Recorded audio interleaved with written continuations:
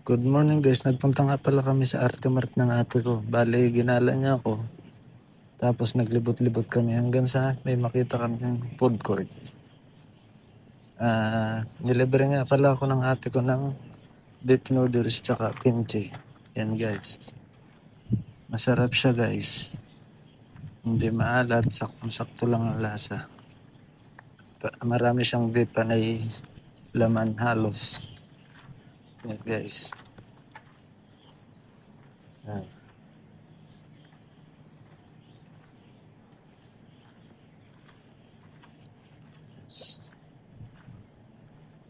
Tsaka umorder din nga pala ang ate ng burger.